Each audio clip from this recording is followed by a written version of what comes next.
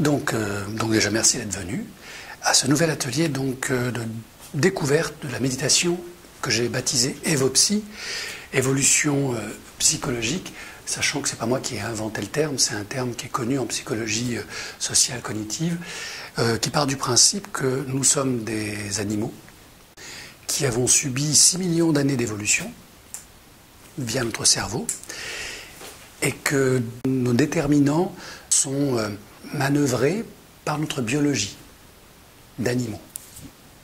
Donc ça veut dire quoi? Ça veut dire qu'en clair, 6 millions d'évolutions, ça veut dire que nous avons évolué progressivement au rythme de la nature. Et notre cerveau s'est adapté.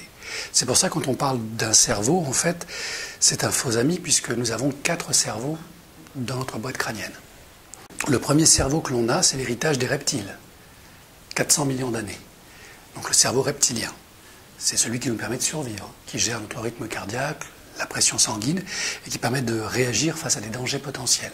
Si on est là, c'est parce qu'on a ce cerveau du crocodile qui nous aide. Si on est en colère, c'est lui qui se met en place. Si on a peur, c'est lui qui s'active. Premier cerveau. Deuxième cerveau, c'est le cerveau paléolimbique. Le cerveau paléolimbique, il a 100 millions d'années. C'est simplement quand les hominidés se sont mis en clan, en famille, se sont rassemblés. Ce qu'on appelle l'instinct grégaire. Si on se supporte aujourd'hui, c'est parce qu'on a ce cerveau-là, ce paléolimbique, qui définit des règles de vie entre les individus. Ok ? Donc ce paléolimbique qui nous a permis d'évoluer, ça a quand même pris presque 300 millions d'années. Pendant 100 millions d'années, ce cerveau-là s'est développé. Donc une deuxième couche. Vous voyez, ça a poussé par-dessus. Ça a enrobé le cerveau reptilien qui est toujours actif. Deuxième cerveau.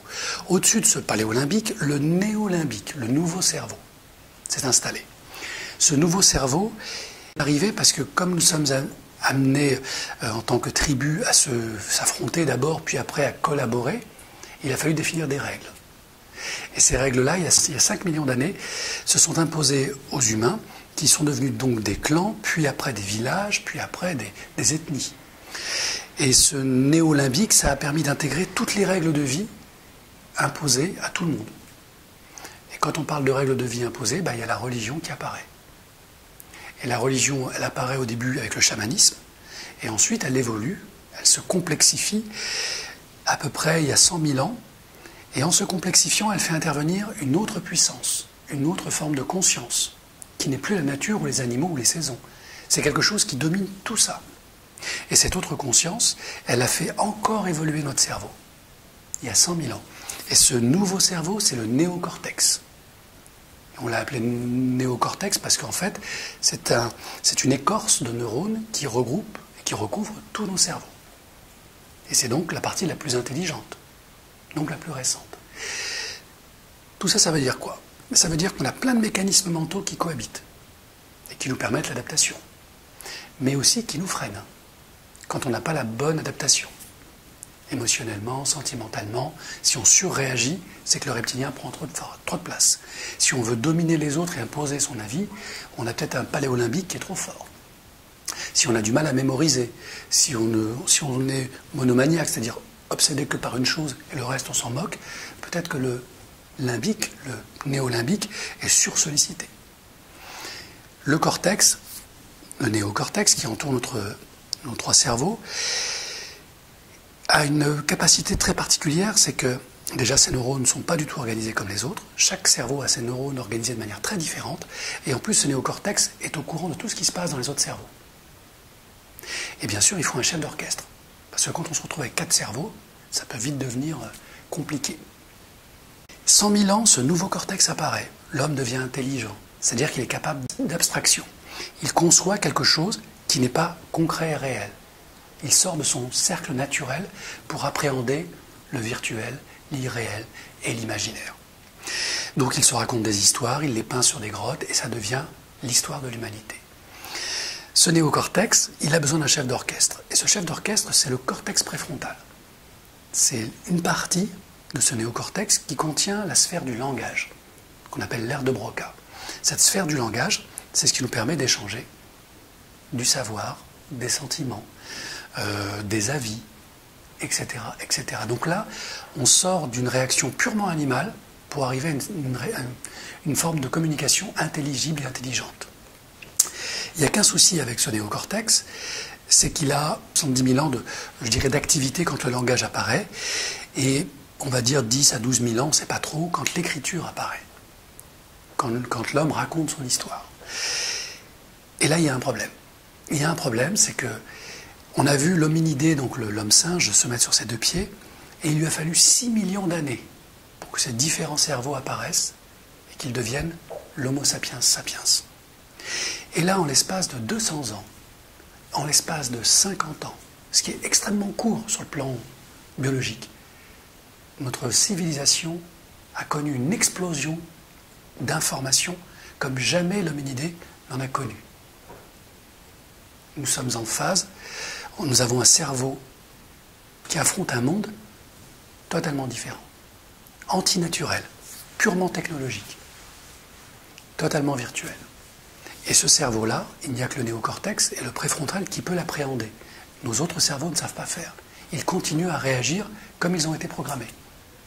Donc l'approche méditative Evopsy consiste à dire, est-ce qu'il y a un moyen d'aider notre cerveau primate à accélérer son évolution, à le reconfigurer pour qu'il puisse intégrer toutes ces nouveautés, sans faire de burn-out, sans avoir du stress en permanence, etc., etc. Eh bien, la méditation, c'est un des leviers extraordinaires pour reconfigurer nos sphères cérébrales. C'est pour ça que c'est très étudié, aussi bien dans les universités qu'à l'hôpital, que dans la médecine. Parce qu'on s'est rendu compte que le fait de méditer transformait notre cerveau. Et on sait que les méditants, qui ont plus de 50 000 heures de méditation, n'ont absolument pas un cerveau équivalent au vôtre et au mien. Okay ? Ils ont un lobe préfrontal très développé. Et c'est très intéressant d'avoir cette partie du cerveau très développée, parce que celle-là, elle permet de ne plus être en réaction avec le monde qui nous entoure. Rappelez-vous, le reptilien, il est instinctif, instantané. Ça pose des problèmes quand on est trop instinctif et trop instantané. Sur tous les plans. Émotionnel d'abord, mais physiologique. On sait que les émotions perturbent toute l'organisation de notre corps. Et on sait que ça peut générer des maladies, si ça devient chronique. Donc, en clair, ces 4 cerveaux resteront là, mais il y a un moyen de mettre plus, je dirais, de gouvernance à notre cerveau le plus intelligent. Et la méditation est la voie royale pour ça. C'est pour ça que dans toutes les traditions, on conseille aux gens qui veulent accueillir le monde dans sa complexité de méditer. Sur le monde en question et sur eux-mêmes. Parce que finalement, le monde qu'ils perçoivent n'est jamais que leur monde intérieur. Et c'est vers ça que nous mène la méditation. Nous aider à comprendre que tout ce que l'on perçoit n'est que l'interprétation que l'on en a. Que ce monde que l'on croit être réel n'est que le fruit de nos interprétations. Donc de simples illusions, mais très complexes, très sophistiquées. Donc méditer, ça veut dire quoi? Ça veut dire cultiver l'esprit. Cultiver l'esprit, ça signifie 2 choses. D'abord, être conscient de ces autres modes opératoires, archaïques, anciens. Et ensuite se dire, tiens, est-ce que j'aurai un autre sens que je ne connais pas encore? Ce fameux 6e sens. Eh oui, on a 5 sens, et dans le manuel, je vous invite justement à explorer chacun de ces 5 sens. Donc je vous emmènerai dans une méditation guidée pour que vous alliez explorer le sens du goût. Et ensuite, chacun et chacune explorera à son niveau ce sens-là. On commence par le reptilien. Et vous allez voir comment le goût, ou un sens, peut connecter à énormément de choses. Je ne vous rappelle pas la Madeleine de Proust, c'est ça l'idée. Hein. On va vers ça. Une fois qu'on aura fait ça, on fera une autre méditation, toujours Evopsy, qui va travailler sur une émotion en particulier. Dans le manuel, vous avez les 7 émotions universelles. La tristesse, le dégoût, le mépris, la colère, la peur, la surprise et la joie. C'est les 7 émotions que tous les humains partagent sur cette petite planète. Ok. Eh bien, je vous proposerai de choisir l'émotion que vous souhaitez explorer. Et là, on va passer au cerveau paléolymbique et néolymbique. Surtout paléolymbique, puisque l'émotion est souvent liée au rapport avec l'autre, et souvent au rapport de force. On travaillera ensuite notre paléolimbique, celui de la communauté. Pourquoi? Parce que dans la relation au sein de la communauté, eh bien, des blessures se créent dès la petite enfance, vis-à-vis de nos parents, vis-à-vis de nous-mêmes, vis-à-vis de la communauté. Donc on va explorer au travers des 5 blessures, on va utiliser les blessures de Lise Bourbeau, les 5 fameuses blessures, ça sera plus simple, il y en a beaucoup plus, mais on va utiliser ces 5 blessures-là. Et dans une méditation ciblée, vous allez choisir quelle blessure vous voulez explorer. L'idée, c'est ça. On ouvre une porte qui s'appelle la blessure et vous regardez individuellement qu'est-ce qu'il y a derrière. Et on va aller un peu plus loin. Qu'est-ce qu'elle a à vous enseigner? Blessure de trahison, rejet, blessure d'humiliation, la blessure d'injustice et la blessure d'abandon. Voilà les fameuses 5 blessures énoncées par Lise Bourbeau. Et j'aime bien le titre de son livre, ces 5 blessures qui nous empêchent d'être nous-mêmes. Eh oui. Alors, si on regarde ces blessures d'un point de vue néolimbique ou paléolimbique, effectivement, elles sont comme des freins et des empêchements. Si on les aborde d'un point de vue cortex préfrontal, donc un peu plus spirituel, puisque c'est le cortex préfrontal qui connecte à l'intuition, ces blessures ne sont plus des freins. Ce sont des tuteurs qui nous aident à grandir. Si on regarde les blessures au niveau reptilien, c'est juste de la souffrance. Voyez? Donc ces niveaux de cerveau, en fait, ce sont des niveaux de conscience. Et le but de l'atelier et du manuel, c'est de vous aider à évoluer dans ces niveaux de conscience. Et on terminera ce soir, comme dans le manuel, dans une forme de méditation qu'on appelle de pleine conscience, de vipassana, où là, vous irez là où vous devez aller. Moi, je me contenterai de vous amener au taux vibratoire idéal, si j'y arrive, j'espère, et ensuite vous ferez le voyage que vous devez faire. Ok? Vous voyez, c'est l'échelle de Jacob, on y va. Donc le principe, il est simple. On va commencer par des exercices de Qigong assis. Ça fait longtemps que je cherchais des exercices qui soient faciles et agréables à faire assis. J'en ai trouvé, puisque j'ai fait un stage récemment avec mon maître de Qigong, Mantak Chia. Allez sur son site, vous verrez, c'est passionnant tout ce qu'il raconte. J'ai acheté les livres, ils sont très très riches, très intéressants. Donc on va utiliser les techniques qu'il nous a enseignées, très efficaces. Donc je vous en ferai profiter parce que j'ai beaucoup apprécié ces 3 techniques, sachant qu'il y en a beaucoup dans le Qigong. Ensuite on reviendra, pour les gens qui connaissent, donc à la respiration Samatha, la respiration donc, qui contrôle le souffle. On verra comment on peut respirer de manière très différente en méditation. On ira un peu plus loin avec ce qu'on appelle la cohérence cardiaque. Ça, c'est un exercice que beaucoup de gens connaissent. Comment est-ce que je peux faire en sorte que ma respiration permette de syntoniser les vibrations de mon cœur et de mon cerveau? On a 2 disques durs, chacun tourne à sa propre vitesse, et on a un autre cerveau qui est le cœur qui tourne à sa propre fréquence. Et je ne vous parle pas du cerveau du ventre qui, lui, a encore sa propre fréquence. Donc, avec la cohérence cardiaque, on va essayer, et même y arriver, je pense, à coordonner un peu tout ça. Donc l'intérêt de coordonner ces 3 cerveaux, c'est justement de quitter les territoires du reptilien, du néolimbique, du paléolimbique et même du cortex, du néocortex, pour être juste connecté au cortex préfrontal, là où se trouve le fameux 3e œil. C'est pas un hasard s'il est là, puisque c'est l'endroit qui canalise et qui connecte les intuitions. Donc on va faire ce travail-là. Alors beaucoup de gens, bien sûr, quand ils viennent à la méditation, ils ont, je l'ai écrit dans le manuel, ils ont des attentes. Alors les attentes, j'en ai listé une 30aine. Vous vous amuserez à les lire, c'est parfois drôle, mais toutes ces attentes sont légitimes. Mais elles sont juste mentales. Donc elles ont des limites, les limites du mental de chacun. Alors il y a des gens qui viennent à la méditation et qui me disent « Oui, j'ai la volonté de méditer. » Super. Mais la volonté ne t'emmènera nulle part. Parce que c'est encore du mental. C'est la motivation qu'on cherche. Ça ne vient pas du même endroit. Le mental dit « j'ai la volonté ». Puis au bout d'un moment, la motivation, elle vient du cœur. Quelqu'un qui est motivé, il sait pourquoi il fait les choses. Il sait ce qu'il en attend. Il mesure les difficultés de sa mission. Et il les accepte.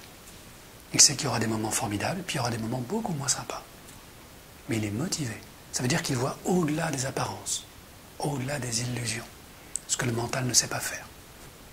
Le mental, il faut régulièrement le récompenser. Donc régulièrement, je récompense. Super, bien, continuez, allez-y, c'est bien. C'est juste pour le mental et pour notre enfant intérieur, qui a besoin d'être encouragé. Mais une fois que le cœur prend le relais, vous n'avez plus besoin de moi. C'est vous qui pilotez. Ok ? Et on terminera donc avec la méditation Vipassana. Est-ce qu'il y a des questions ?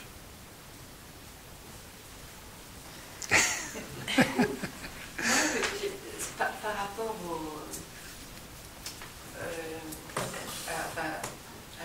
au sens, à tous les sens que vous avez listés là, pour faire un premier exercice, vous conseillerez quoi? Pourquoi, je dirais pour moi, je suis là, pour un thème difficile ou plus facile? Alors, ici au niveau de l'atelier, et c'est tout l'intérêt d'être là, c'est qu'on va y aller de manière progressive. Alors au niveau du sens, dans le manuel vous avez les 5 sens, donc vous les ferez tous, il n'y a pas de souci là-dessus. Mais au niveau de l'atelier, je vous laisse le choix, ça veut dire quoi? Ça veut dire que vous allez spontanément aller vers le sens, là on va faire le goût aujourd'hui, mais quand vous referez des méditations plusieurs fois, par exemple sur le sens, il y a l'ouïe, l'odorat, le goût, le toucher et la vue. D'accord? Vous allez explorer vos 5 sens. Et il y a un sens privilégié. Vous avez des gens qui sont plus visuels, d'autres plus auditifs, plus olfactifs. Découvrez le sens par lequel le monde est intelligible pour vous. Et ça, vous allez le découvrir en pratiquant. Mais peut-être que vous le savez déjà. Il y a des gens qui me disent, moi, je suis hyper visuel. Si tu me demandes de sentir, de goûter, ça ne me dit rien du tout. Ok, transformez le sens visuel en goût. Vous êtes plus goût et pas du tout visuel, transformez le goût en image. Vous voyez? Vous avez un cerveau qui permet de le faire. Donc là, on explore. Aujourd'hui, c'est le goût.